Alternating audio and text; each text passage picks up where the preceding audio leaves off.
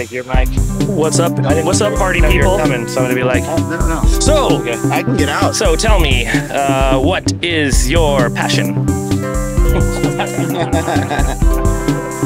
I can't discuss that on the record. Yeah.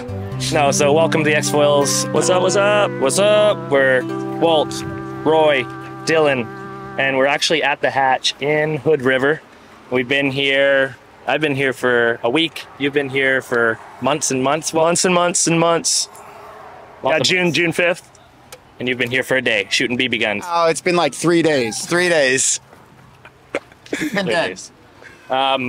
So I wanted to talk to you about all the hype. The hype, The Where? What hype? the trash bag armada, the trash bags. Yeah. the pocket posse. Let's Yeah. get into it. Yeah. So you came to Hood. This guy right here. Yeah, that thing. Yeah. BRM, Yeah. Parawing. You came to Hood and you did not even bring your downwind board. No paddle. Yeah, so Roy, like after the BRMs came out, because we were all in Maui, he took off. He starts blowing me up on the text. Yep. Just like, tell me about these things. What's up? I was like, dude, we're sending it on the 4-meter here. I just almost died because I tried to take it out in like 45-mile-an-hour winds, so that was too much. And we talked about sizes, and he pulled the trigger on 3, booked a flight, and now full send. Yeah. Are you going to Disneyland after this? Yes. Thank you for sharing the mic. Thank you for sharing the mic. Well, it's either one or the other. I don't know. You just like, if you're talking to him, I'm just like looking around at the scenery. It's quite a scene. I mean, the scene's kind of dropped down now, but like right before the AWSI, my God, man. It was out of control. Yeah, It was out of control. Just vans like row, row, row, up and down the hatch. If you haven't been here, it's kind of crazy, right? Yeah. So tell me about your experience. First day on the trash. I'm not going to The trash bag? Let me see this thing. no. That's disrespectful. I'm joking. It's because we were Yeah. joking around about it. But we gotta No. figure out a name for it. It's called the Parawing. Okay, all right. Well, some people say it's a pocket. Well, it's the wing. reason we were saying that is, you ever seen that like there was this meme of like all these people pumping around, and there's this Yeah. guy who does like a podcast. He's Yeah, like, yeah. they would be great at trash bag stomping. Yeah. And now we're doing the same. And now we're like pumping, and we're like, then we're doing like this, and we're compacting with our hands. We're like bam, bam, Like a bam, bam. kangaroo, you know, you're just like stuffing it away. It's so funny. All right, first impressions. Yeah. First impressions? Because you're not a kiter. I'm not a kiter. Lines are all weird. I don't like strings. No. You know, it's not my thing. Yeah. But you know, it wasn't that hard. You know, it's kind of like getting up tow foiling, don't you think? A little bit, kind of. It's kookier. It's kookier. But what I like about it was, you know, within a very short period of time, I'm not going to say I have it figured out, but I was getting up and going. Yeah, and 35 miles an hour on a river. Yeah. Yes. Yeah. Yeah. Yeah, I mean, this place is perfect for learning how to parawing, right? I think for downwinding or parawing, Hood River is just so well set up where it's like low risk, conditions are solid. It's really built for this place. Please tell us about your first session with the Parawing. Because that was not yesterday. That Yeah. was not today. Well, I've deleted that from my mind, but my first session, my close friend Walt here dropped us off, me and Randy. The wind's just, you know, there's barely anything moving. The trees are barely moving, 10, 12 knots, whatever, 14. I don't know what it was. And yeah, we basically just Jack Sparrowed that shit all the way to, where was it? Home Valley to Stevenson. Yeah. So we just Jack Sparrowed it. It was mostly just sitting and keeping it up, and then you'd stand up sometimes and you do the trash compacting thing. And there was times where both of us got really close, but I wouldn't say it was fun. It was just voyaging at a very slow rate of speed. Yeah. Good thing the current was going the same way. Yeah, it was perfect. I think, look, you have to figure out how to fly it. It's weird. You got all these lines, the whole packing it away, and like, how do you deal with it when it gets in the water and gets tangled? So it's, I don't know, you're obviously best to go out in conditions you can take off in, but even if you can't, just flying it and dealing with out there, you set yourself up. And I mean, your first run today, dude, you were right behind me. You popped up, took off, packed it away, full send. Yeah. Just Yeah. squirreled that shit and just went for it. It was great. So I think if you've got groomed, well, it doesn't have to be groomed. I don't know. I don't know where this is going to go. I'm day 2, you know, basically. So I don't know where this is going to go. But I'll tell you this much. That last run was really, the last 2 runs were really fun. So I knocked, I got all the jitters out. Yeah. and started packing that thing away pretty good. Yeah, And then it was fun. do like 10 runs, right? Then you've got it all dialed in. And I had a couple weird falls today. Like I was in the lines. I'm on a downwind board, which, by the way, Makes it harder. Yeah, it actually makes it harder to be on a downwind board because it tracks so fast. You can't really get a rail on it. It's hard to turn, so you're not getting any resistance against the narrow wing. It's narrow, so it's hard to stand. You're like kneeling on it, trying to get up and hold the thing in the air. It's not perfect. Yeah, I think everybody, when you first get it, your intuition is like, okay, go out on my downwind board, big and stable. It's what I downwind with anyway, so that'll be easier. And the problem is, you know, you control it, but you don't have that much control. It's kind of moving through the wind window. So like, if you're tracking this way and the thing's pulling you this way, it's really easy to get on a rail and get tippy on that. Whereas when you have a wing board, or I'm using like a 60-liter mid-length, you can kind of follow wherever that sail's pulling you until you have the power to like get up on foil. Yeah. Yeah, I think the mid-lane is perfect. Yeah. Like what a So Walt, what do you think about this new technology? Oh, yeah. So I think it's the fucking future. I mean, it's awesome. I already sold my paddle. I got a Frank Foil Boards 8-footer for sale. No, I'm just kidding. I'm still going to paddle and downwind, but I do think the applications are wild. This is Good stuff. a legend right here. Yeah, legend. But yeah, no, I think the applications are crazy. For Gen 1, it's awesome. Like, they work great. This last run, I took off. I was able to like boogie upwind pretty well. So that was the first time you tried to go upwind, right? Yeah, I went like my Because first day when I went out, I to tried. see if I could tack.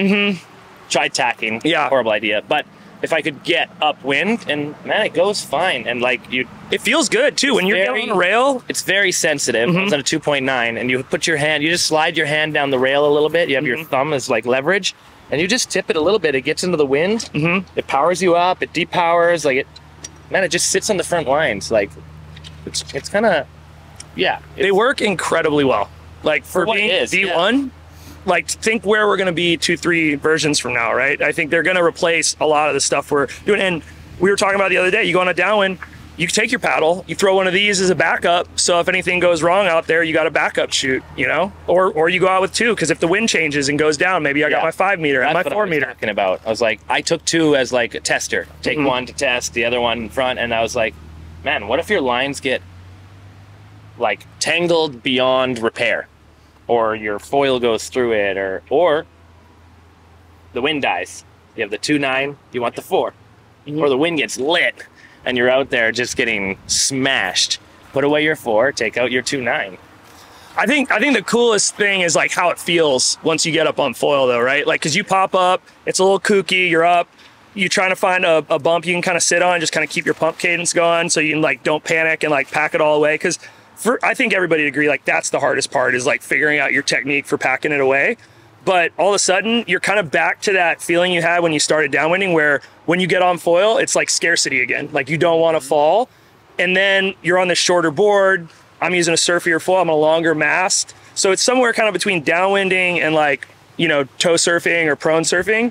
And all of a sudden, yeah, it's just like, it feels otherworldly. You're out there with this little board in the middle of all these bumps, just sending it.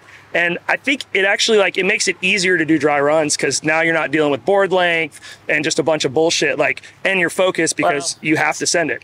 It's hard. Like sometimes you're like, I want to come down to a stall speed to feel out my foil.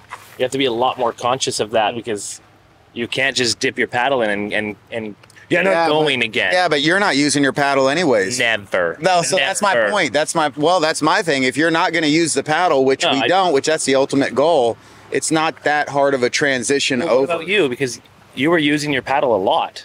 No? Yeah, I was a lot at the beginning of the summer. I kind of trimmed that down to where I wasn't really using it very much anymore. But it was always like, that was always my fail safe, right? If my legs start giving out, or I feel like I'm losing power, I could always throw that and like pump paddle for a minute and get me back. So it was a little bit of a crutch that I think it's easy for everybody as a downwinder to kind of like fall on that paddle as a crutch. But I mean, it definitely has a role in surfing. You were talking about it today. Like you felt like you couldn't surf the downwind board as well without having a paddle to like brace with and do things on. I had no idea that when you use it so much surfing with the downwind board, and I felt very like tippy and kind of strange that I didn't have that paddle. I do these like big cut back turns, and I like and I lean and I push on my paddle. It's kind of weird being on the paddle. So yeah, for me, I learned today that there's no reason, and it's actually harder to do the parawing with the downwind board. For sure. Also, the nose is so long, you're running over the thing, and it's like wrapping around the nose, the wing, so you can't get it out of the way. There's a lot of reasons I did not like doing it on a downwind board. Yeah, like Roy's on a 70 liter. How long is that board? 6 foot. 6 foot, right? And I'm on a 5'9", 60 liter KT mid length.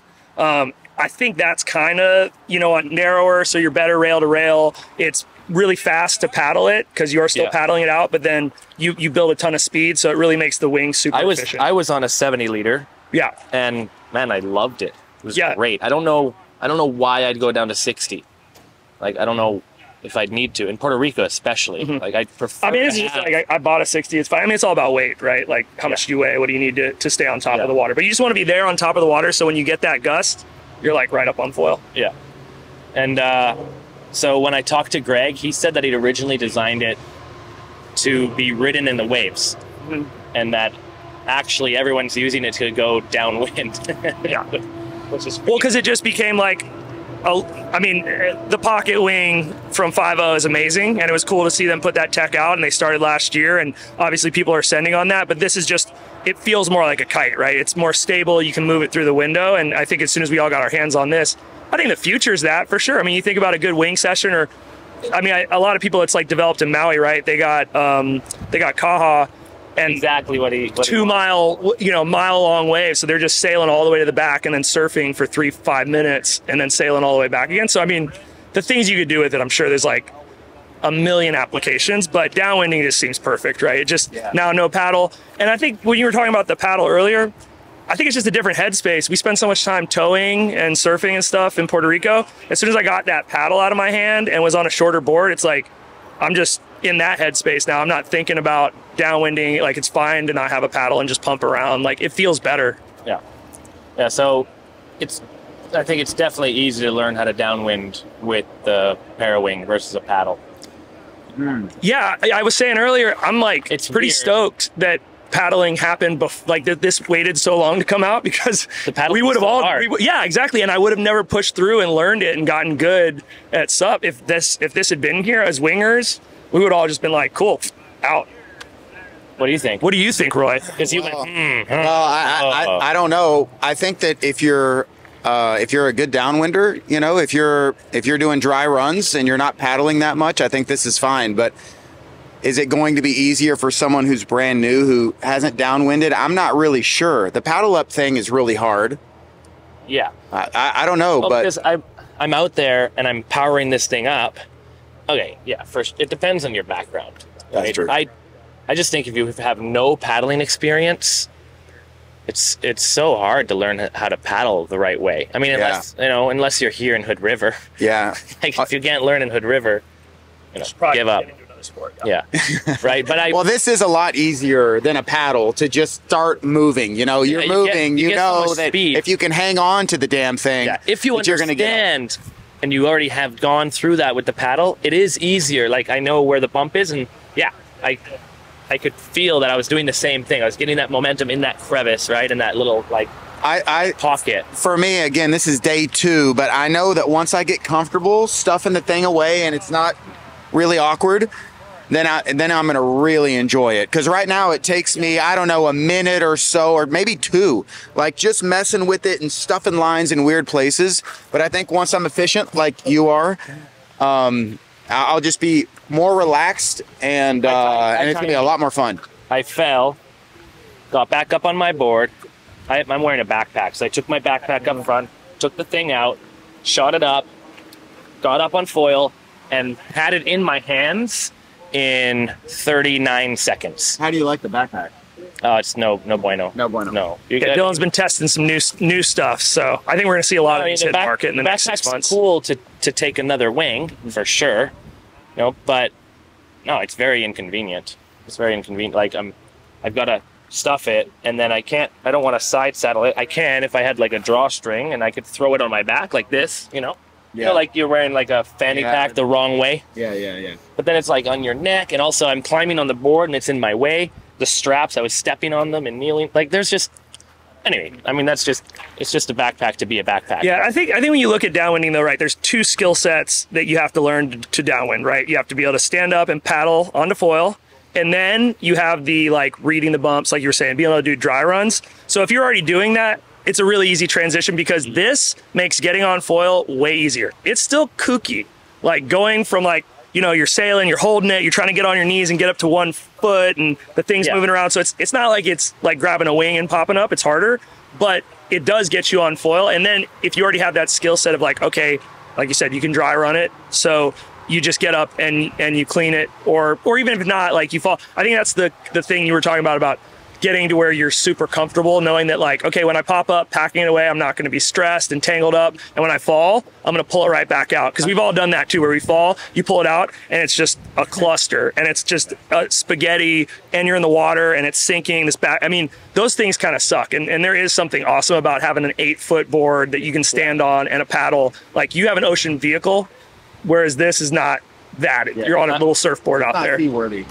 Not seaworthy. Close. I'm super curious to see non-wingers get into it.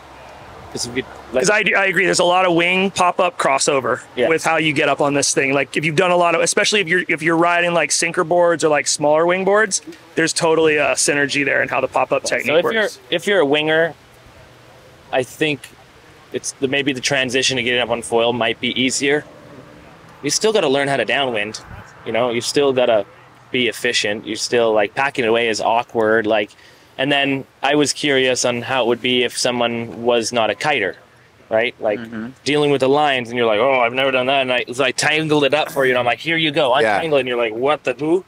Dealing with the lines was like giving me anxiety. You know, I'm like, if these things get tangled, I am toast. But then I watched you guys do it, and I did it a couple times. Like I just turned it into a big rat's nest, you know, and got out, and it wasn't that bad. You just follow it and weave the thing around, and it's not that bad. I like just pop it up in front of me, have like a little bit of air, like, and I can see where tension is, and then you can kind of find it, and you just see where you know, I mean, I've done it so many times. It's like I untangle bars and do that thing all the time. So for me, it's super easy, but it didn't take long, you know. Right. You could even get up with the backside tangled around. Like mine was totally like twisted on the last run. I guess I just packed it away weird, and one of the lines was wrapped around. I still like threw it up, popped up, you know, collapsed it, and it was fine even when it was all tangled. So yeah, it's dope. I mean, I'm frothing. Let's go send it. Yeah, let's go. Yeah, I know. Yeah, it's picking up. The executive section 5:10. We still got time. Yeah, no, we're good. But we all just came from Maui. I mean, this is not. We wanted to always do like a recap of like the summer. Yeah, because it's been insane. Rico, you were in Maui you were here. Well, then we went for 3 weeks. These guys were there, sent all the races. You guys sent all the races, and then we came by. We were there for 3 weeks. You guys were there for 2 months. I know, but when we were all we overlapped for like 2 weeks. 1 week, 2 weeks, week or two, yeah, which was super fun. And then say something. I love these mics. I just turn and look, and it's like, boing. Are these prototype mics? Possibly, yes. Which, I mean, you were there. That's why I wanted to talk to you, because you were here, like sending downwind for a month. Yeah, like a month and a half before I went to Maui. Then we went to Maui for 3 weeks sending runs, and you know, condition-wise, logistic-wise. Well, it's the center of the universe, right? Maui and here is like the center of the wind sports universe. All the companies are here or they're there, right? And everybody's kind of going back and forth. The terrain is definitely more serious in Maui. Here it's more like foil Disneyland. We're all just like, you know, just hucking gear in random vans and hopping runs, and you're doing 7-8 laps a day. Whereas Maui, you know, we're hustling to get 2 laps in, and they're mega, you know, and they take you down and you're doing like 15-20 minute runs. 3.5 miles here in Hood, like from the tunnel to the hatch, or you know, further down. And in Maui, and then the drive up is like 8 minutes. Yeah. And then in Maui, we're doing 10 miles. The drive and the pack down, everything is like an hour and a half. You know, like it's totally different. And I was talking to Mick Flowey about it, and I was like, hey, why don't you guys go to Tunnel 4 and try to make the run as long as possible? Because that's what I was doing in Maui. I'm like, I want to stay on the water as long as possible. It's going to take me that long to shuttle. He's like, why would I do that? That sounds like work. I'm like, yeah, but then you have more time on the water. He's like, yeah, but then I get out and I get in a car and I go back. It's like 4 minutes later. Difference. And I'm like, shit. And we get long runs out east. You know, when it starts to fire out east, we get 7 milers, 10, 20 mile runs out there. They're a little more lined up. But yeah, I mean, I think the hatch is special because you kind of just get in and you know you're just going hard for 15 minutes.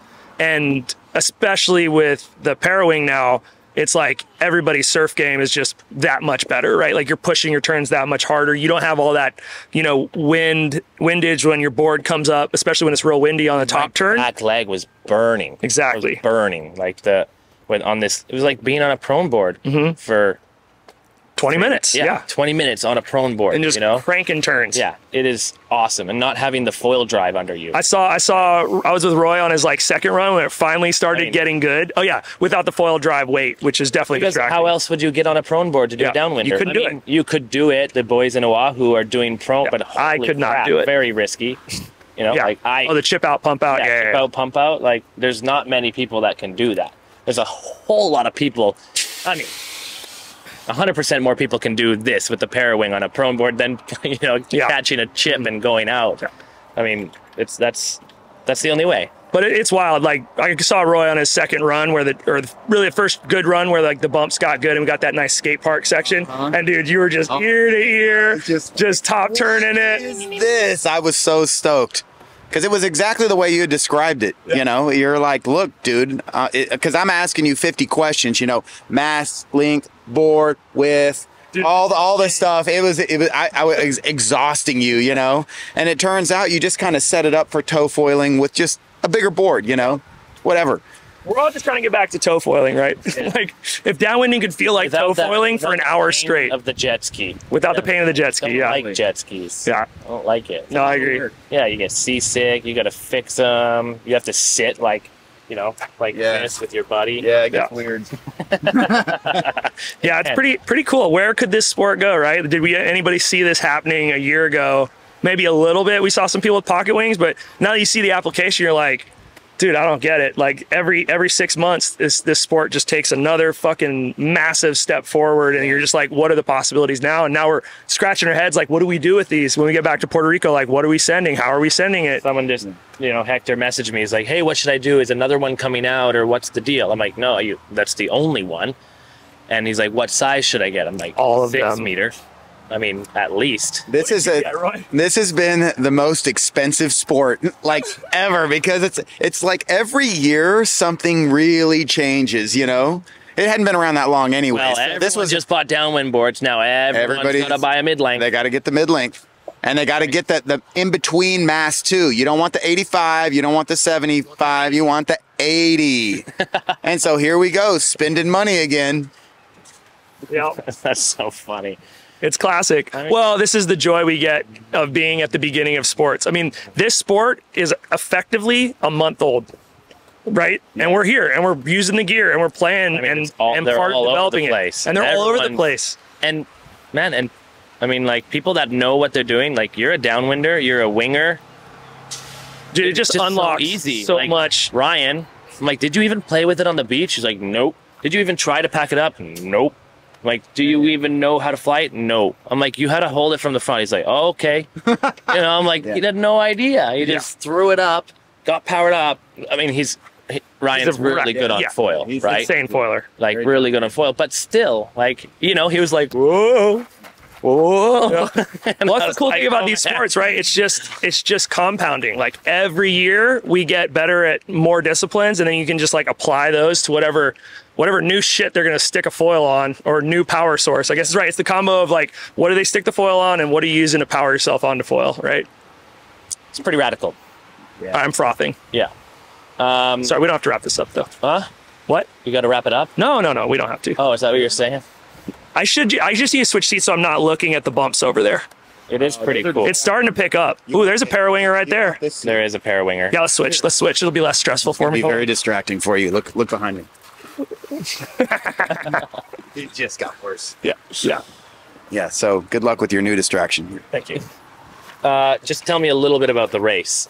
Yeah, tell us about the race. Yeah. How was racing with your last month downwind board? So loud. Yeah, I was on that old technology, and With the paddle. the thing, the paddle thing. Yeah. But man, I learned a lot. I don't know what to tell you. We had 3 races. The first one was 8 miles, so that one was fine. I just cooped it and didn't do so hot. And then the second one, we went to Molokai, and that was like 27 if I got it right. And I put on my big foil because everybody's like, it's light, it's light, it's light. I'm like, fuck, I'm from Puerto Rico. I thought I knew what light was. This looks okay, but maybe it is light. So I put on my bigger foil, and I did the whole run dry. I popped up like this, did the whole run dry, and I fucking pumped the whole time. But that foil was not going any faster. So that was a really bad decision. So I get there, all the way there, never go down once, and middle of the pack. Fuck yeah. And then Looking at your back anyways, Yeah. might as well look at some wingers. yeah, so I was middle of the pack to Molokai, and it was foil choice. And then on the way to Oahu, that run, my mind just got scrambled. I haven't done races ever in my life, and so when they say go and everybody starts moving, I just kind of screwed it up in my mind. So I started falling, and then there's 100 boats out there doing their thing, cruising. Yeah. And before I knew it, I was just in this just jumbled up mess of stuff, and I'm on a 9-foot board. And when you're on a shorter board, it's kind of like what we were talking about with the pocket wing earlier. You can take a little pocket here or there, but if you're on a 9-footer, sometimes it's hard to move it, So that one I started pretty late, and then I started putting the hammer down, and I just kept pumping and passing people until my legs completely cramped up. And like a mile from the finish line, and then I just watched people pass me. Not like I was going to do great anyways, but I was much further ahead until my body just said no more. So what I learned is you need to know that limit. Every one of us is going to have a different limit before things just start freaking out. Mm-hmm. And I knew my limit, but because I got a late start, I just started hammering and going. Would you do it again? Like, are you going to go back? I would love to do it again. Yeah. I'd love to do it again. And it was so cool being out there with all of these legends and these guys that you see that are so freaking good at downwind, and just being in that circle at the lineup and the camaraderie at the finish. Yeah. It's amazing. So I would do it again. It's expensive. That's the problem, especially going to Oahu. It's really expensive. You got to get your own boat, and you've got to fly back to Maui if you're staying over there or whatever. It adds up. So yeah, if it's a good year, I'll do it again for sure. If it's a good year, if you don't have to spend all your money on a new foil discipline that comes out in the next 4. Yeah, and are you going to be on a parawing, or you be with a paddle?